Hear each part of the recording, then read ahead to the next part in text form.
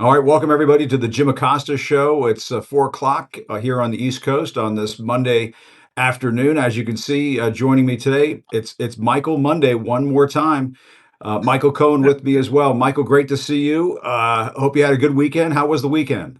It was actually nice. The weather was beautiful here in New York. Wife and I Good, went out with nice, my cousins who came in to visit. So had a wonderful, wonderful weekend. Tried to good. disconnect from the stupidity You that's have to do going it. on in DC. Unfortunately, I Yeah. can't. I will also tell you, Jim, that I have spoken to a buddy of mine who owns a off-Broadway theater here. Seats Uh-oh. only about 200 or so maybe Okay. people. 180 for a town hall here in New Ah, York.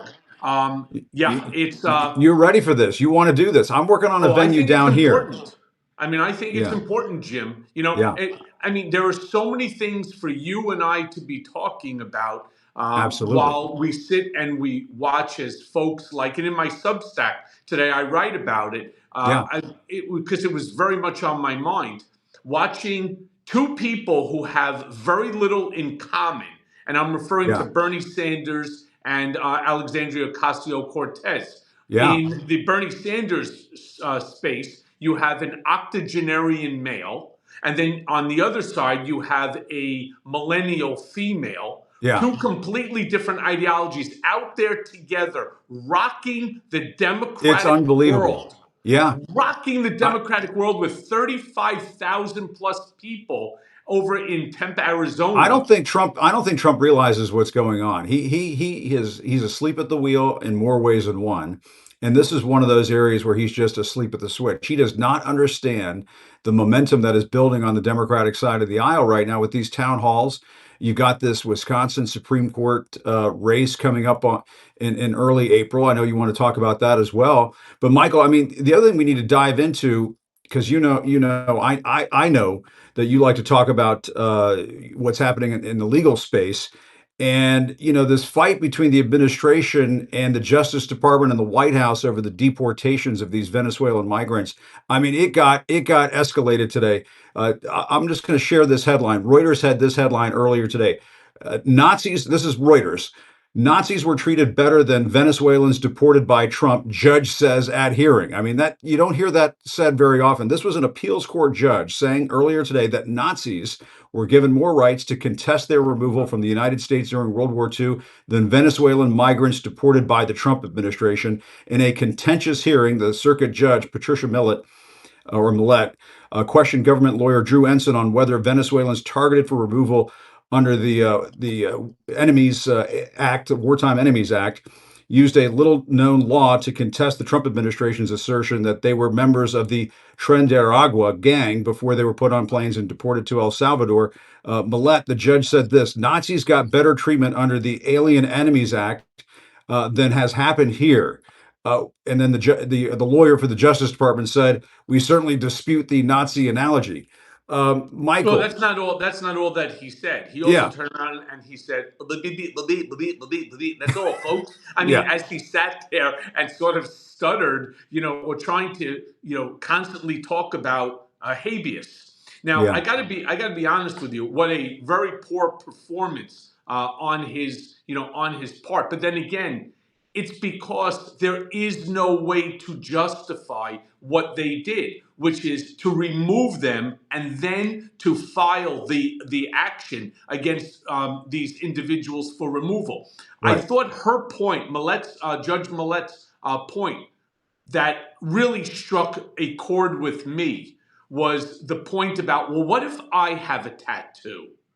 yeah, Right? right, What if just tomorrow they pick me up and they put me on a plane and they send it away? Because that's the problem. Not that she has a problem with what this administration wants to do, the yeah, removal. That's not what this case is about. And she tried to drill it into Ensign's head, which he refused to acknowledge right, because that would be the end of the hearing, right? So instead, what she did is she just kept trying to press it. What is the deterrence to stop government from doing it this way, Right. which basically demonstrates a lack of process, a lack of due process for any of these people.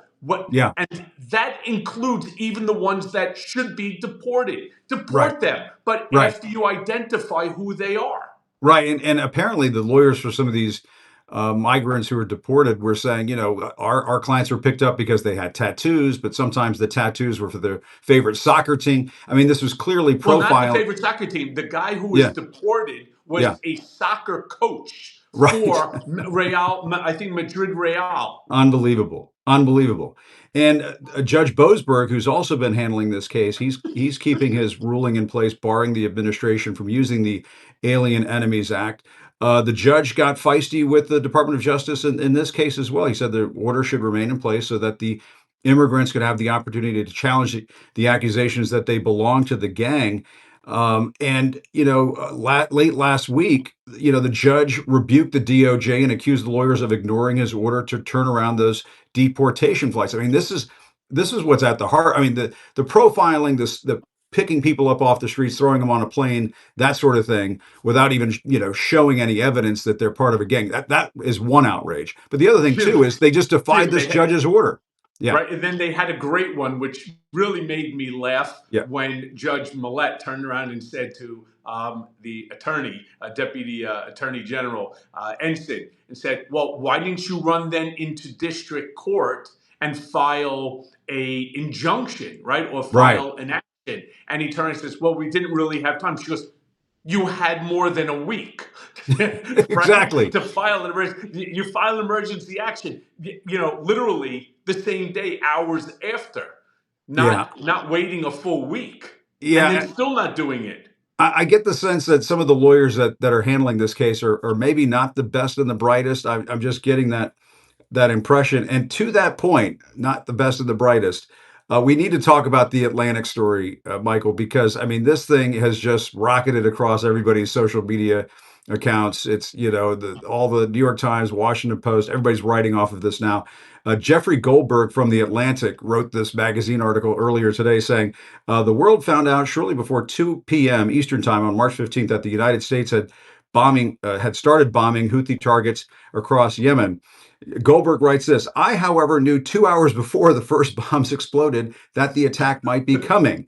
The reason I knew is that Pete Hegseth, the Secretary of Defense, had texted me the war plan at 11:44 a.m. The plan includes precise information about weapons packages, targets, and timing. Michael, the article goes on to say basically that Jeffrey Goldberg had been accidentally looped into a group chat on Signal, which is the encrypted messaging device, and Goldberg was given basically real time access to the conversation that was going on involving the vice president, J.D. Vance, and Pete Hegseth. Uh, I can't believe these people are running the most powerful country in the So world. yeah, so here's the presumption, right? And I'm going to sort of, because this is the level of incompetence Yeah, that we now have to contend with as citizens of the United States. Obviously, Jeff Goldberg should not have been texted what's known as yeah, OPs, operational plans. These are operational war plans. And I yeah, think in the mind of whoever, I think it was maybe Walls, who was setting out this email chain, he was thinking JD, which kind of sounds similar to JG. yeah. And obviously they have JG, Jeff Goldberg, on Right. their signal. And Yeah. so Well, that's and I how think they he. may have thought it was a different administration. That JG may have been some guy in the trade office or something that like No, that. I, That's I, I think yeah. I truly think that it's like the difference between JD, Oh JG, and boy, he just hit the that's not wrong good. thing because they were rushing and because they're all incompetent. But there's Ma- multiple issues here, Tim, Yeah. that we have to dissect for the Absolutely. viewers. Multiple. The first one, of course, is the fact that they actually texted operational war A plans war to plan. somebody, to a journalist. And I want people to understand the danger that that That's right. poses to our national security, to Yeah. those forces that were there that were going to be attacking Yemen, right? And the Houthis. Yeah. We now I should say they had put out operational plans that could have been devastating to the Right. military that has been engaged within which to conduct this raid. That's the Yeah. first. The second part is the fact that they use this encrypted app called Signal. Not supposed to do that.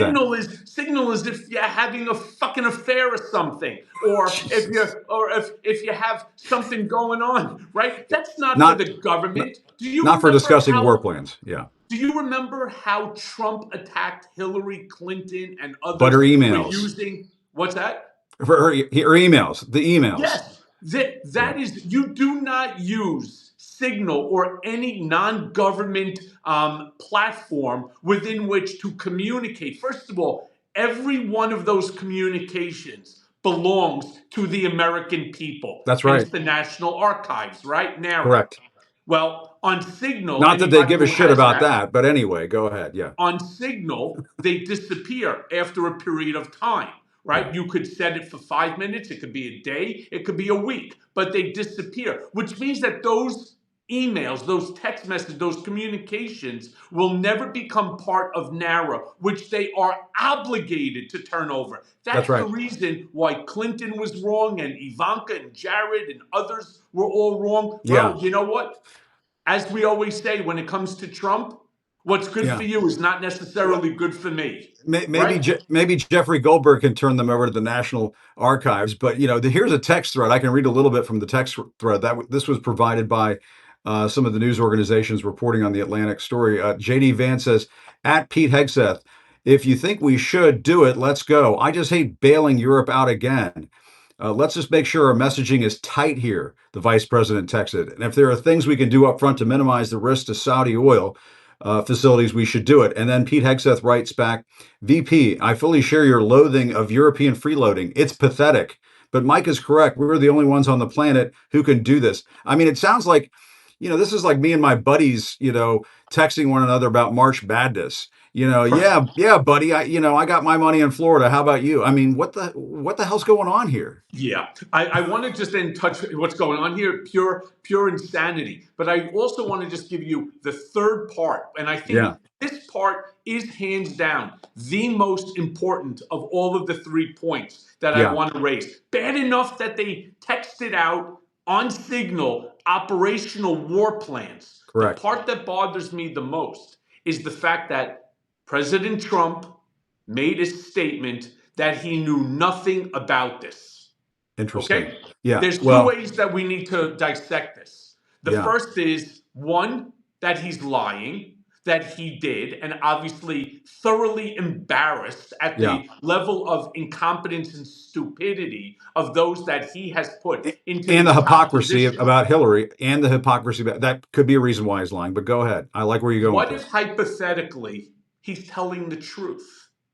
Imagine the fucking Yes. gall of these individuals. You're not going to tell the president that you actually texted on an app called Signal Yep. operational war plans? How could Unbelievable. they not? The fact that, so either way, Trump has some, as Ricky Ricardo would say, right?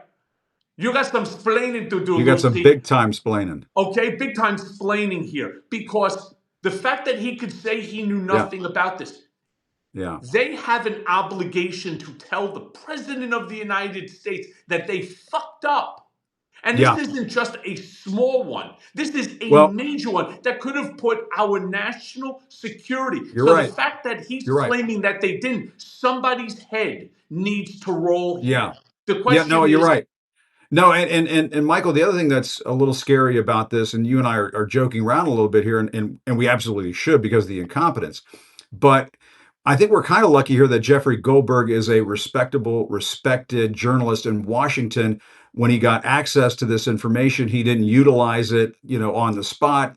I would imagine that most journalists in Washington would use the same kind of caution. But who's to say if some news organization that wasn't exercising that kind of caution had put it out there, and what there were American fighter pilots or pilots who are dropping these bombs, their lives could have been on the line, or the operation could have been on the line, for example. I mean, that's the thing that scares me. imagine if it wasn't an American. as Jeff Goldberg? What if they sent it to the BBC? What if they Right. sent it to Al Jazeera? Or what if they sent it to one of the other foreign outlets that are there, Or one of right? these wacko right-wing outlets that just don't understand what journalism ethics are, and they just think, oh, I want to get a scoop. Let's just put it out there. Right. The bombing Well, is happening in 10 minutes. I just got the text. Well, fortunately, it was hours Yeah. ahead. But the part Yeah. that I believe Jeff Goldberg and why he didn't do anything with it, he Yeah. actually didn't even think it was real. He Yeah. was like he thought this was some Well, that's a good AI point. generated phishing prank that Yeah. and then ultimately he found that it was real because the bombs were dropping in Yemen. I mean, Yeah. this is just nuts. And by the Yeah. way, the fact that Well, he still has all of these operational war plans, right? There's methods, there's process, there's all yeah. things here. I am so concerned about the fact that Trump, all right, whether you like him or you don't, he's the president of the United States. It's a This good is point. something that they thought they needed to do. They went ahead, they did it. But the people that are surrounding him, the enablers, the That's right. sycophants, these now individuals who are leaders, who are Yeah. literally leading, like the They're DOD, not for ready for prime example. time. They're not ready for prime time. And this is what was said about Pete Hegseth during his confirmation process.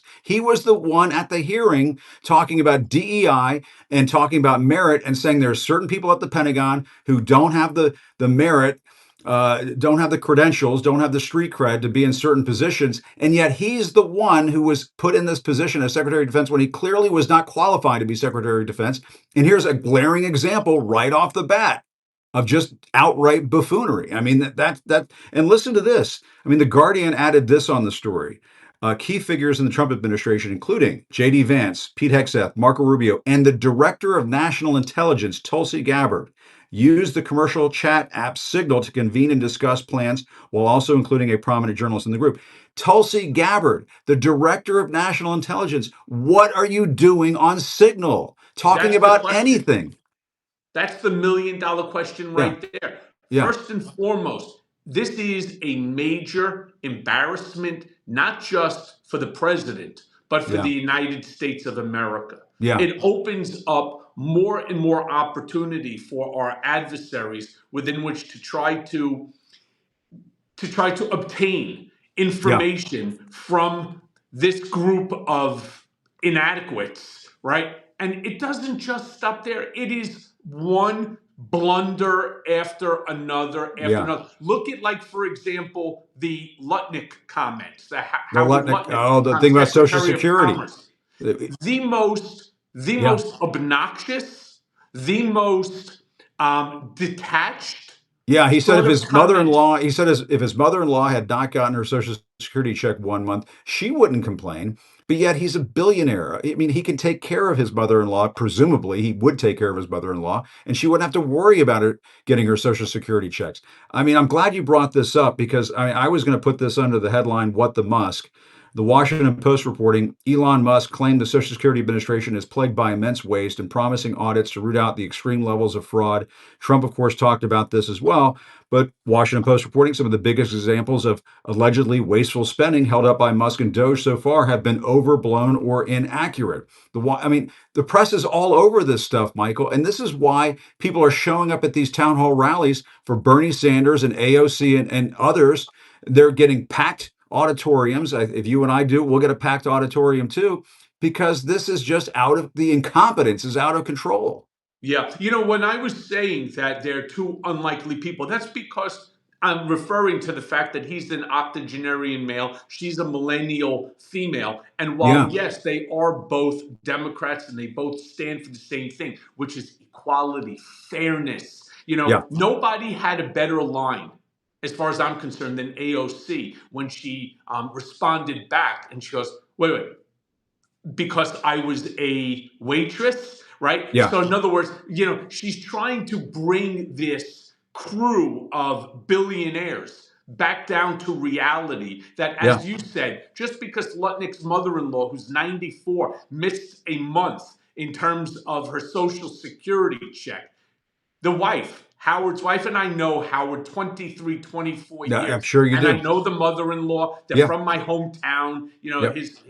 his wife from my hometown. They're a very nice family. I'm Okay. sure. Howard would take care of Of his course. mother-in-law, Everybody right? would take care of their mother-in-law. That's what you do. Yes. Of course, but it is so detached from the reality Yeah. of 90% of America where they Yeah. live from check to check. So you're going to tell me that mom or dad or grandma or grandpa can't get their insulin because they need to pay for food, or they're not going to have food because they need their insulin, or Bingo. they're not going to pay for food or their insulin because they need to Yeah. pay for rent or for electricity or what have you. It's you're not talking. And by the way, shame on Elon Musk, a non-elected official from South Africa who wants to come here and call Social Security the greatest Ponzi scheme of all time. Yeah. Jim, I have been paying into Social I Security better get that money. literally since, 38 years. I'm Me. paying 38 plus years now. Yeah. You I'm know, almost at that same level and too. I and I'm know. saying to myself, wait, it's a Ponzi scheme. I'll tell you what, take me off Social Security. Just give me my money back. Right. Give me my Exactly. Well, 38 but years worth of. this is where there's a misreading of, and Trump said when he came into office he has this huge mandate and all this stuff, and then they come in and they say we're going to tackle waste, fraud, and abuse.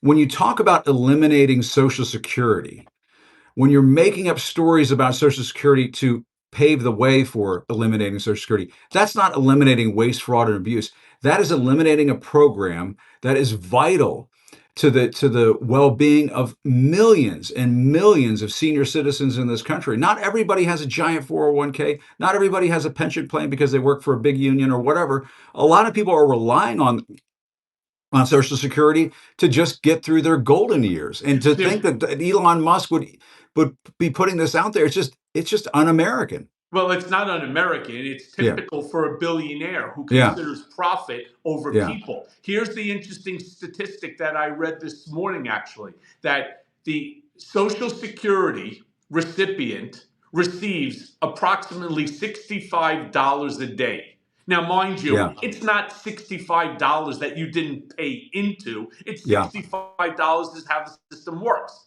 Elon That's right. Musk, on the other hand, receives $8 million a day from the United States government based upon federal He's had contracts. all of these Eight, contracts. That's right. It's 8 million a day. give me a break. And let me tell you something. I'm glad we're talking about Elon Musk because I'm going to be talking about it later on in this hour. Alex Eisenstadt has a new book out on the Trump 2024 campaign. He's with Axios. He's going to be coming up in a little I while from just now. There finished it is, reading right it. there. I And just there, finished reading it. nice, I have nice. him on my podcast, Mea Culpa, There just a you couple go. days There ago. you go. And always watch Michael's podcast as well. But Alex is coming up in a little bit. We're going to talk to him about that. Olivia Troye is going to come up in a little bit. I'm going to talk to her about this Guardian thing. But Michael, you and I need to talk about what's happening in Wisconsin. It's What the Musk, the Wisconsin edition. The election to fill a Wisconsin Supreme Court seat, according to the Associated Press, has become a referendum not only on the new administration but on Elon Musk. He has put money into this race, and a lot of people up in Wisconsin are saying, "Oh hell no, we don't want this," and he may actually throw the race to the Democrats. What do you think about all this? Listen, I hope he does because there's so much on as far as the referendum is concerned Yeah, that's coming out of Wisconsin. Let me say this as somebody, and I want to share with our audience yeah, some more personal stuff. Obviously, they know I was involved in Trump's life from 2005 all the way through, say, 2018. All yeah, right. Um, in my whole time of being, my whole tenure being involved with Trump, I have never seen a group of individuals. I don't care what they're worth. What your net worth is and what your competence level are two completely different things. I yeah, have never seen more people less competent who are surrounding him, who are becoming his yeah. What's enablers. going on with that? Why is that?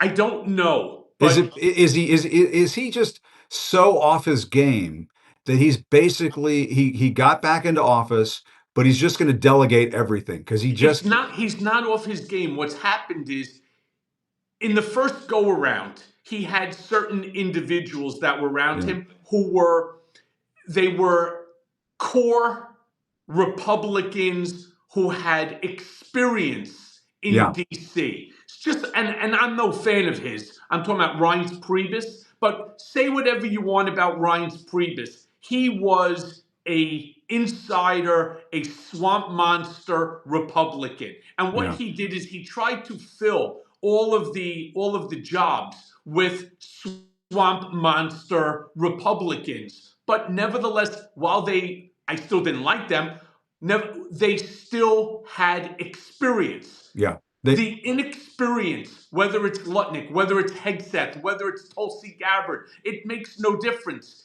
Yeah. They don't JD have the Vance. experience. Yeah.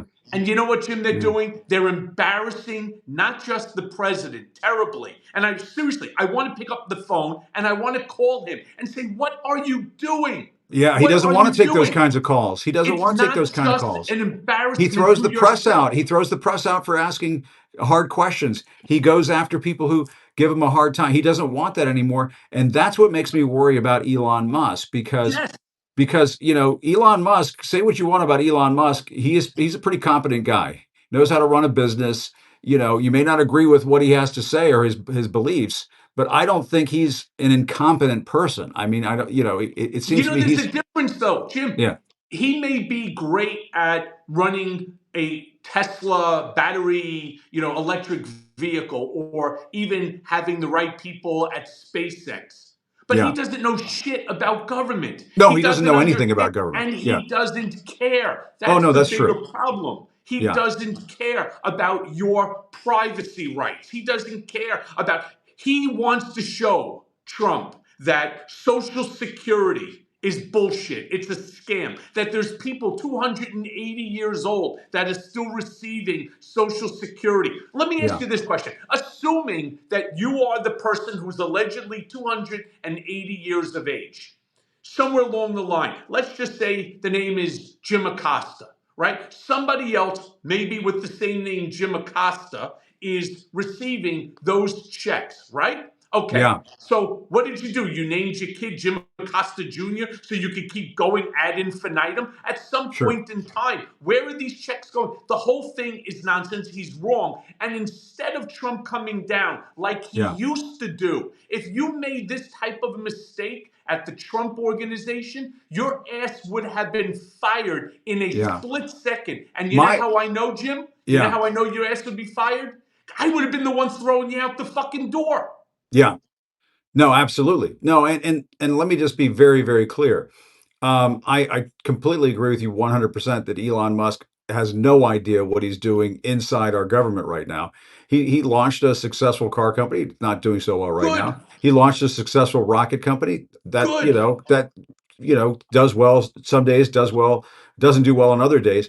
But in terms of being involved in the government, the problem that I have is that he bought his way into this. He spent $290 million to get in the door, and he's coughed up another 100 million to stay in the room. He was in the cabinet meeting earlier today. What is he doing in the cabinet meeting, holding court with Donald Trump and the rest of the cabinet members? It's absolutely outrageous. It's a Yes, betrayal of what this country should be about. The founding fathers, they did not want this to happen. The Citizens United case at the Supreme Court opened up the floodgates to this kind of thing. And now we're stuck with somebody like Elon Musk because I don't know if Donald Trump's ever going to throw him out the door as long he as will. he's throwing out $100 million checks. So You think, what? He will. Let me say this. Trump needed him at the time.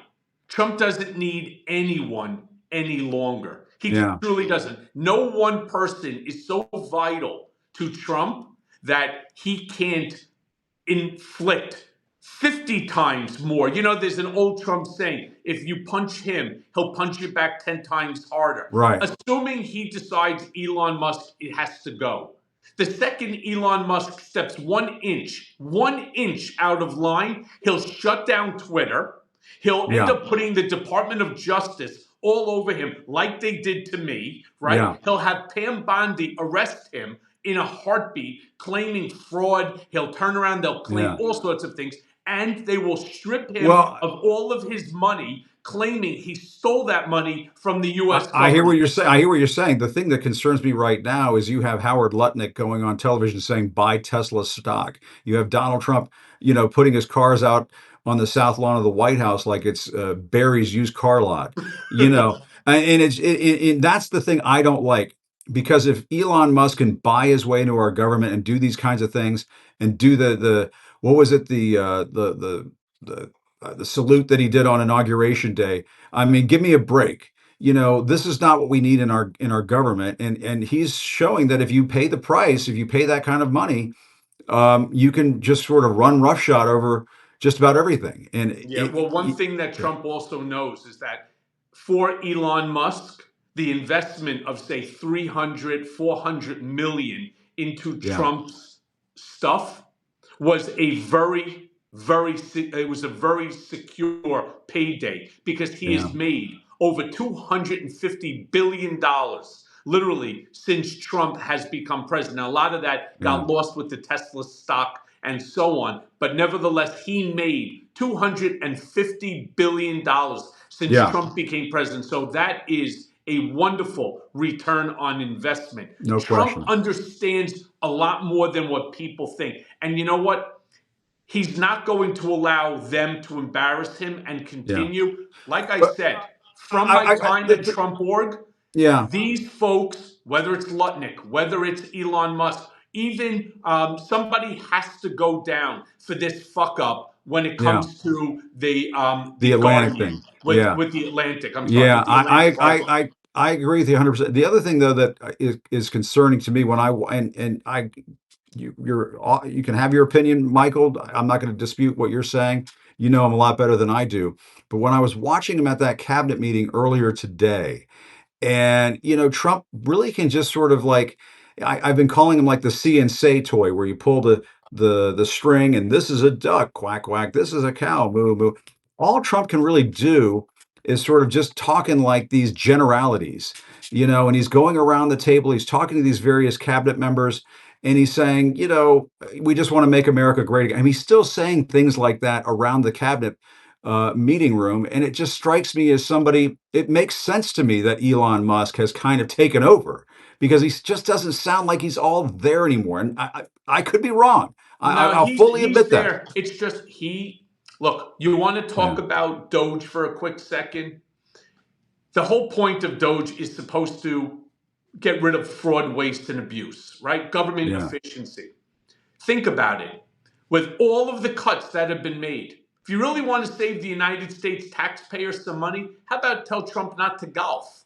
He's Yeah. already spent over $30 Oh, million this is not about on. waste, fraud, and abuse. It's not about it. It is an ideological game that they're playing right now. Yes. This is an ideological pursuit, and that is why Bernie Sanders, AOC, and all of these folks are having these huge rallies and huge town hall meetings. Michael, we got to do one. That's just the bottom Yeah, line here. you know, We got to do it. one of the important things about what AOC and Bernie Sanders are showing, we cannot.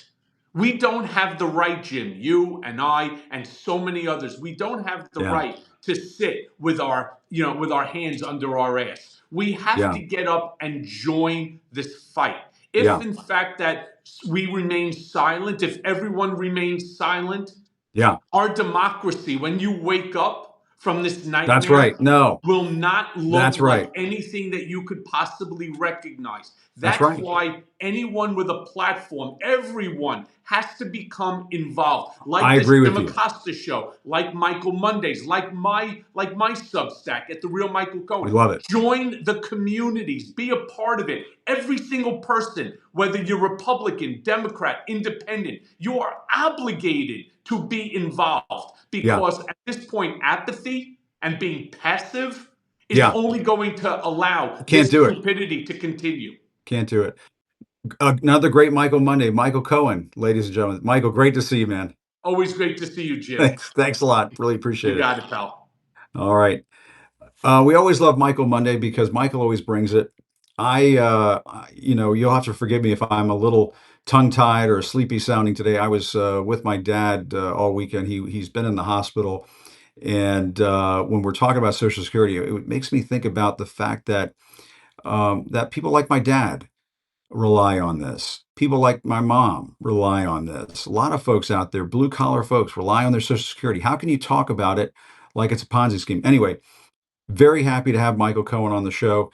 I'm going to bring in Olivia Troye because I always enjoy talking to Olivia, and Olivia will have some great perspective here on what happened with this Atlantic story. Just unbelievably out of control and buffoonish that this would be going on. There's Olivia Troye, who is always in control and never buffoonish. But Olivia, great to see you as always. Thanks for joining me. And I was talking to Michael Cohen about this. Michael was fired up, wanted to talk about this Atlantic story. What are your thoughts? I mean, you worked on the national security side of things. You were Mike Pence's national security advisor. You were privy to a lot of the back and forth that would go on inside the National Security Council at the White House. And what's your reaction to hearing that Jeffrey Goldberg of the Atlantic was accidentally brought into a signal chat group about these airstrikes on these Houthis? It's unreal. Yeah, the amateur hour is pretty out of control at this point. I was in shock. I had to read the article. I read it. I actually read it a couple times just to make sure that I was understanding what I was reading because it was just so shocking to me that this had Yeah, happened. And I just, with all the methods of communication that we have as national security people, Signal was never one that actually came to mind when I was coordinating yeah, policy, when I was coordinating the COVID task force, when I was coordinating United Nations visits. I just never occurred to me. And to do war planning in a chat, this is unbelievable. I mean, I had a yeah, classified phone at home, so they're not even using that. So this is how they're operating. And also, if this is one thing we know about, Jim, that's yeah. what I That's a kept good thinking point. about. So, how many other signal chats are happening on all sorts of Correct. plans and sensitive discussions that are ongoing? And who all is listening to them along the way? I mean, I know, it's Yeah, encrypted. Yes, it's supposed to be secure. I don't believe that there isn't potentially foreign adversaries paying attention. And on top of that, I know I talk to the media a lot now, and I'm out here in this space. yeah. I would have gotten in so much trouble if I would have included a member of the Right. media in such a sensitive discussion. I can't even tell you. Like, I think about when my name showed up in a New York Times article Yeah, and I freaked out. I remember yeah, running yeah, into the vice president's office, freaking out, saying, I don't know how my name is in this piece. I don't yeah. know how they even know my name right now.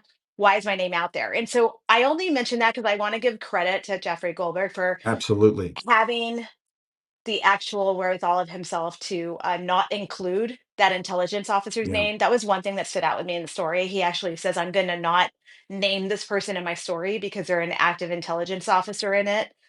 Good for him because nobody Yeah. else in the chat seemed to care. I mean, No, that's true. it's just unbelievable. And I was mentioning this to Michael. I mean, they're damn lucky that it was Jeffrey Goldberg who got accidentally brought into this. I mean, who's to say what would have happened had one of these right-wing hacks that they let into the White House all the time now to do their thing, if that person had been on the chain, if that person had leaked it or tried to report it or put it on Twitter and say, "Hey, look at this great scoop that I have." Yeah, they could I have been doing a play by play. They could have been actually doing a play by play on an actual live tactical tweeting. operation that was about to happen. Can you Yeah. imagine that? And the lives that actually could have been put at risk. I mean, there's so many layers to this. And Yeah. also, it's just so incredibly disappointing, especially for someone like Mike Waltz, who's serving as a national security advisor, Yeah. who should know better than to be Right. doing this. Yeah, he's Um, always. I mean, I that's the thing I don't get, and the other thing I don't get either, Olivia, is that well, and maybe I do get this, is that Tulsi Gabbard. This is according to the reporting out there that Tulsi Gabbard, the director of national intelligence, was in on this. The director of Oh, they national were holding intelligence. a cabinet meeting. They were basically essentially holding a cabinet meeting on Signal. I mean, that's how it came off to me. I was like, this is the Yeah, principals committee. That's what we call them, right? This is what's happening right now. And usually those principals committee meetings, yes, sometimes they happen on paper in classified channels, but for the most part, they happen in the Situation Room in the West Wing of the White House. And that's why it's a those very tight facilities knit group. exist. Yeah, Yeah, yeah, exactly. Because and it's classified. And I mean, the other thing about this that is outrageous is that it was Pete Hegseth that apparently accidentally brought Jeffrey Goldberg into this chat, Is anyone and shocked? No. and exactly. I mean, and he was the one that was railing against people, who might have gotten a position here or there because of DEI at the Pentagon. And I was always kind of yelling at the TV that entire time, like, if we're worried about merit, what are you doing there as the Yeah. Secretary of Defense nominee? I mean, I'm not saying that, yeah, he served our country, and I respect all of that and so on, but Secretary of Defense, come on, give me a break. It just doesn't strike. This is never going to make sense to me. Well, and the fact that everyone in that signal group is behaving like this is totally normal, and that's why I say this can't be the only one, right? Yeah, I don't believe that this is the only time that they've put together a group like this because it was like, okay, time to launch an operation. Hey, everyone, let's put together this. And yeah, so it's really concerning to me. But on the other hand, when I was reading it, I was getting anxiety because I was like, man, what does this mean for the exposure for Jeffrey Goldberg? Like, what does it mean for him, who's now who's now in the middle of this information that he didn't even yeah, want to be in the middle of? And also, yeah, like, a- are they Eh, eh, going to take revenge on him for reporting it?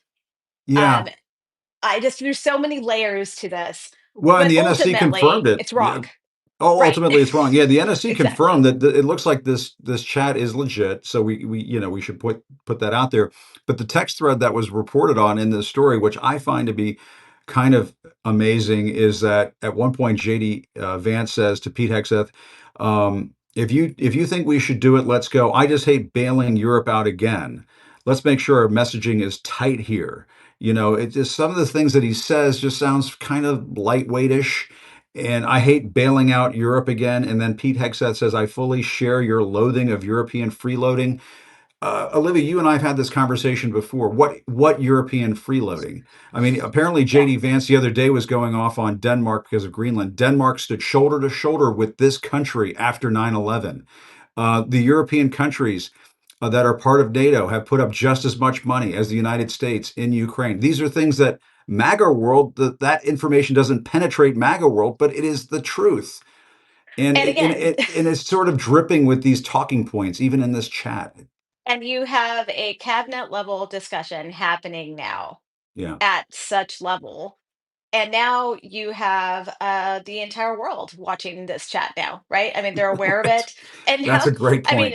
you have European allies sitting there scratching their heads probably right now going, good to know that Yeah, this is how they talk about us behind closed doors or on the bingo. phone. Good to know that this is how they view the rest of us. So, in case anybody in NATO or anyone in the alliance was wondering or needed confirmation about whether they need to be figuring out how they're going to navigate things That's a really good globally point. with the United States and without the United States, well, now they know. Now Yeah. they heard it directly, right? I mean, technically through this reporting that we have. Yeah, because Olivia, you understand all too well that information sharing, intelligence sharing between the United States and our major allies is critical. I It's mean, critical. and they're going to think, and this is another one of those instances. It was like the Tulsi Gabbard nomination to DNI. They're going to think twice about this stuff. Yeah, and look, I'm going to be honest with you, Jim. I Yeah, obviously I come from conservative politics. I'm a recovering Republican who really, really actually cares about national security. Is very much by the book back in the day. Totally concerned about classified spills. I mean, yeah. so the whole campaign about but her emails, it had an effect on I me. know. I'm going to sell It's myself kind of out here to everyone amazing. and all your followers. I actually was like, oh yeah, what is going on with that? Because why are people communicating outside of this? I remember when This that makes was an better important emails. story. This blows that out of the water. I mean, so But how his many things? signals, The yeah. pattern, yeah, but the signal group. But So the the signal pattern of group, behavior is repetitive here. We've got, classified documents in the toilet of Mar-a-Lago in the bathroom. Now we've got a signal group chat. I mean, why the hell should yeah, we trust these people in building like a golden dome that they're claiming they want to build? Like, I yeah, mean, what is going on here in terms of the level of national security? I mean, and it's yeah. serious. This is serious foreign policy It, that it, is being discussed here. no, Again, that's why it's so bad. if you're going after the Houthi rebels because you're trying to make sure that shipping channels remain open to commerce. I mean, this was a very important mission that they were embarking on, and fortunately, it worked out, or they claim it worked out to in a successful way. But they could have jeopardized the mission. They could have jeopardized Yes. American lives potentially. I guess. I mean, that's the scary thing here. Yeah, and so Yeah. what other operations are being discussed? And Yeah. is this how they're coordinating international policy, sensitive discussions? Is this how they're going to be going into other efforts? Is this how they're coordinating immigration policy? Yeah. Movements to, I don't know, shipping immigrants back to or sending them off to El Salvador. Like, is that what's going on in all these signal chats with Stephen Miller in It's a there? good His name point. was in It's a there. very good point. I'm Very just good like point. And that didn't happen when you were there. appalled. There was no signal chat stuff going on that you were aware of like No, this no, at look, this I'm gonna be level. Yeah. honest. I taught some of the staff signal, but not because we were doing international national security classified information. It was mostly actually because we were afraid of the Trump team derailing some sort of thing that was happening. So we were actually operating internal OPSEC so that we Yeah. wouldn't be targeted by the people down the hallway when we were trying to get Mike Pence to navigate serious things. I mean, so Yeah. that within itself is also messed up, but we don't That need to get into that right now. no, and But I like, remember we had to yeah, use. I mean, we in the press had to use Signal to do our reporting back in those days, and in many cases we had to use Signal to communicate with our sources in the administration. I because will they were just scared. candidly say because Everyone's people were scared, right? because everybody was scared, and now the vice president, the secretary of defense, other high level officials are using this encrypted app to discuss this level of stuff. Yeah, and It's just wild. we should look this up and get the facts on it. But don't you remember when somebody was fired from the National Security Council? Because I do, when they were messaging, I think on WhatsApp or Signal, Yes, and during the first Trump term, and I remember that one of my colleagues was removed correct. from the role for it. So it's bad practice. It's You shouldn't be.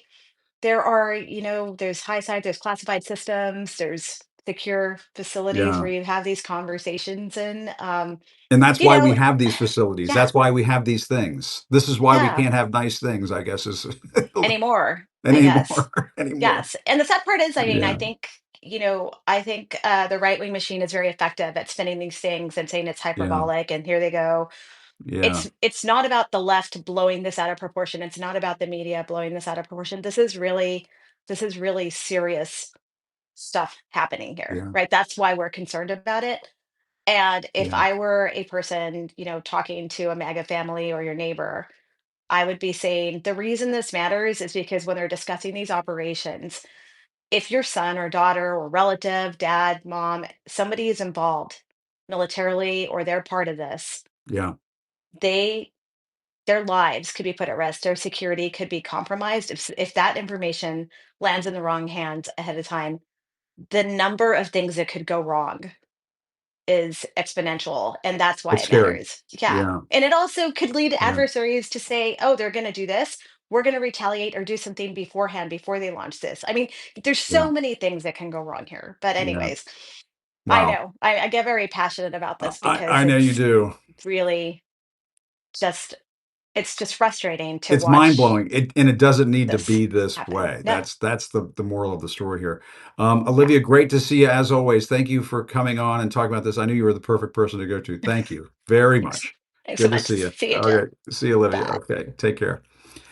That was Olivia Troye, and she had a view inside the administration the first time around when this was going on. I'm going to bring in Alex Eisenstadt because I might lose Alex, and I got to get to him quickly. He is a Politico reporter. Excuse me, I should say he is an Axios reporter now. He was with Politico, but now he's with Axios. And Alex has a new book out on the Trump campaign and how it was successful. I mean, we will just say that in the 2024 campaign. And one of the reasons why I thought it would be really interesting to bring on Alex is because, stand by, I'm working on this, folks, is because Alex has some insights into Elon Musk and what he brings to the table and what he did bring to the table during that campaign. Alex has a new book out called Revenge, the Inside Story of Trump's Return to Power. I'm going to bring him into the discussion now. Let's see if he is still there with me. Let's see. I think this is Alex's first Substack Uh, so let's hopefully let's make sure this works here. And I think I'm holding him up a little bit too. Um, but Alex, who is with Axios, was with Politico, has a great book on the 2024 campaign. And there's Alex right there. Alex, great to see you. Thanks for doing this. Hey, I Jeff. appreciate it. I know I'm coming to you a few minutes later than I thought I would. This Jeff Goldberg Atlantic story came out, which was absolutely bonkers. But you've got some bonkers reporting in your book, and I just want to remind people of the name of the book. It is "Revenge: The Inside Story of Trump's Return to Power." And Alex, one of the things that you get into in this book, because we've been talking a lot about Elon Musk today, I talk about it a lot on this Substack program, is that Trump was very conscious of sort of stroking Elon Musk, keeping him in his good graces. And eventually, at a certain point, it was pretty late in the campaign, if I'm not mistaken, according to your book, they became pretty close, regular phone buddies. Is that right? Yeah, they did. And it's interesting. The relationship between the two of them started right after the Butler assassination attempt. In fact, Hmm. Musk endorsed Trump that night. And shortly after, Trump was making his decision about who he was going to pick as VP. And Musk, being the tech guy that he is, was pushing for JD Vance, like a lot of other people in the tech world were. And Musk's advice to Trump was very simple. If you pick someone other than if you pick someone in the establishment, in other words, someone not JD Vance, if you pick someone in the establishment, it's going to give the deep state establishment more incentive to try to kill you again. And Wow. that's what Musk told Trump. And ever since then, Wow. that point, they've been very close with one another. And Elon got involved in this race very late. He spent several $100 million in this campaign, really in September and October. And ever since then, they've been very tight as allies. Yeah. I mean, as you write in the book, Trump at one point said in a conversation about the vice presidential, deep stakes, Elon really wants JD. You also wrote that Jeff Bezos was pushing for Doug Burgum. Pretty extraordinary how these tech billionaires were involved, and it sounds like Elon Musk, at the end of the day, kind of won the argument here. Yeah. And so one thing about Bezos that's interesting is that my reporting shows that Jeff Bezos got involved in pushing for Doug Burgum right before JD Vance was ultimately picked, and Hmm. Bezos called Trump shortly after the assassination attempt, praised him for how he handled the assassination attempt, and then plugged Doug Burgum. And what this shows is that Bezos was getting involved in talking politics with Trump far earlier than anyone thought. And so Bezos has gotten a lot of heat right now internally at the Washington Post and from subscribers for Yeah. making moves that people think are sort of aligned or maybe a little bit Trump friendly, but this shows that Bezos was getting involved with Trump, talking with Trump about politics months before the campaign, before the election even took place. Yeah, and David Sachs, who is this other tech bro guy, crypto guy from California. I mean, he's mentioned in your book. Alex, I don't know if people really understood the level of this that was going on behind closed doors, behind the scenes during the campaign, but it really was kind of a tech bro driven campaign in a large part. It was. And one of Yeah. the chapters I have in this book says that basically Brat Summer became Bro Fall. And Ah, in October, you had this onrush of things that were happening, which is one, Trump was going on and appearing on a lot of bro podcasts like Theo Vaughn, like Joe Rogan. And at the same time, you had a lot of tech bros who were getting involved in this campaign, Elon Musk, yeah. but also others like David Sachs, who you just mentioned. And so it became a kind of a bro-centered campaign in in September, October, really. Yeah. And I guess you mentioned these podcasts because I am fascinated by this because I'm hearing from Democratic members that now they want to come on this program, they want to go on other podcast like programs because they feel as though they have a blind spot, that they missed this Yep. during the 2024 campaign. But Trump was doing this left and right, and it was something that I think a lot of experienced political reporters, not including you, missed. Maybe I missed it, that he was doing this and it was successful. Yeah. So this is a Yeah. really interesting point, which is that if you look at the top 10, top 20 podcasts on Spotify right now, they're almost entirely dominated by conservatives or sort of conservative Yeah. adjacent people. Democrats Bingo. really aren't anywhere there unless you're talking about Pod Save America or Gavin Newsom. But as we know with Newsom, he's gotten a lot of attention in recent weeks for Right. platforming people like Steve Bannon and Charlie Kirk. Yeah. Democrats have a lot of catching up to do on this front.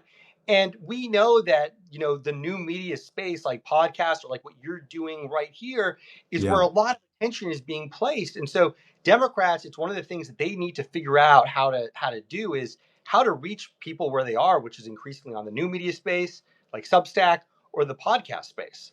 Yeah, and I have some interesting guests coming up, tentatively booked for later on this week. I won't give them away just yet, but I think there are names that people will recognize. It'll be very interesting, because folks are going independent, going to independent media Yep. sources to get the word out. And I know, Alex, you're running out of time because you told me you have a kind of a hard out coming up here.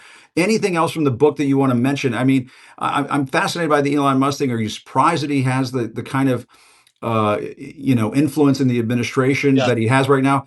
Or what else stands out to you and that we're seeing right now that you kind of saw coming in the book? I think the title of the book is Revenge, and Yeah, Trump was good point. promising revenge during the campaign. But here's the interesting thing: Trump would, as Joe Biden attacked Trump for saying that he would be a revenge-focused president, Trump would joke about it privately and say, "Oh, revenge, wink, wink." Revenge was always a part of the campaign, and revenge was always the Interesting. game plan in the White House.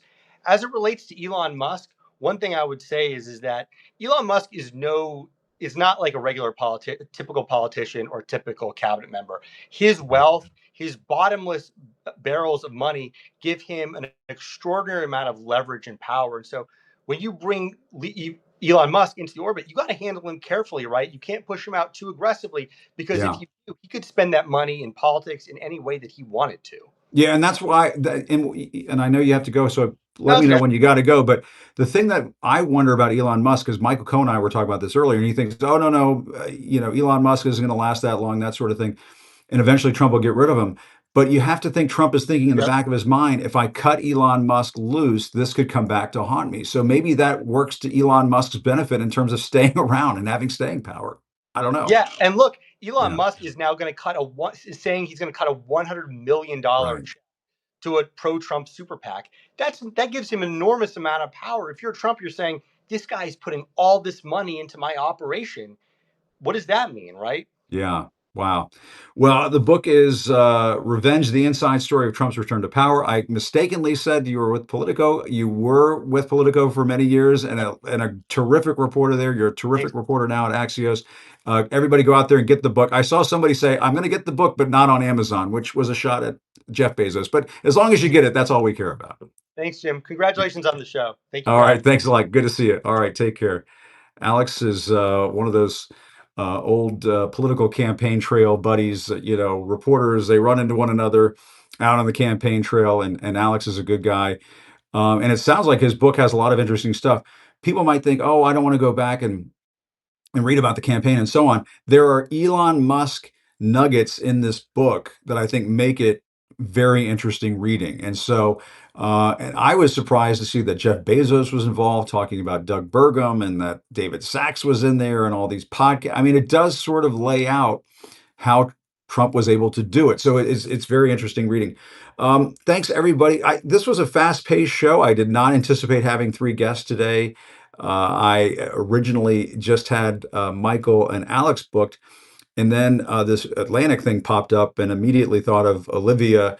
And I have a lot of other wonderful folks who I bring on to talk about national security. So please don't think that I was thinking negatively about anybody else. But I thought of Olivia because she was involved in those kinds of discussions on the National Security Council inside the White House, working for Mike Pence. So I thought she would be interesting to talk about. And she mentioned something very interesting in that she said that they use Signal 2 from time to time.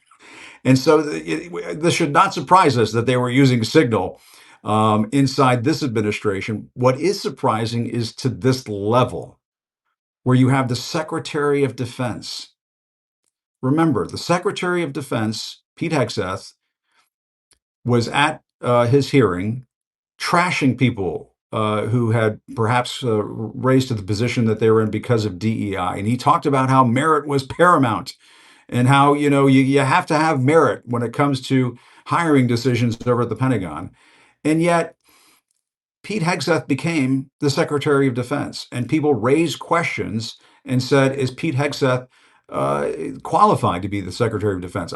My attitude was at the time was he was not qualified to be the Secretary of Defense, and it's just you can just judge that empirically speaking, objectively speaking. You could say the age that he's at and the troubles that he's had in his background, and the fact that he was on Fox before going to the Pentagon probably made him not the most qualified person to be Secretary of Defense. And what happens? He gets into the administration, he becomes the Secretary of Defense, and he's on a group chat on Signal like a teenager or something, talking about bombing plans for the Houthis. I mean, again, the level of incompetence here is staggering.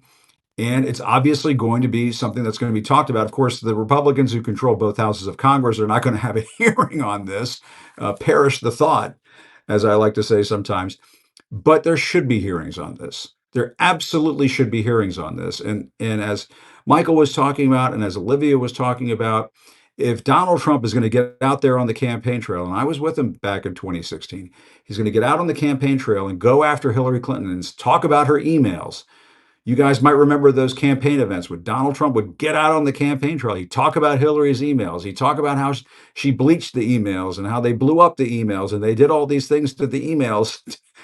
Sometimes I didn't understand what he was talking about when he would talk about some of these things, but he was talking about the use of a private email server back during that campaign, getting on encrypted messaging apps like Signal, where God knows what the controls are. When you have the Director of National Intelligence, Secretary of State, the Defense Secretary, and so on, the National Security Advisor, the Vice President, for Pete's sake, or for JD's sake in that instance. It boggles the mind. What in the hell? I've asked this before. What in the hell is going on inside the administration? And it kind of makes you think, maybe this is why Elon Musk has so much sway. Maybe this is why Elon Musk has so much power in the administration, because the other guys can't get their act straight. The other guys maybe shouldn't be there. They're not qualified to be in some of these positions. It's kind of scary when the richest guy in the world, the billionaire Elon Musk, buys his way into the government, buys his way into this kind of position of power, and he's surrounded by people who are on Signal talking about war plans. Hello? What's happening, Donald Trump?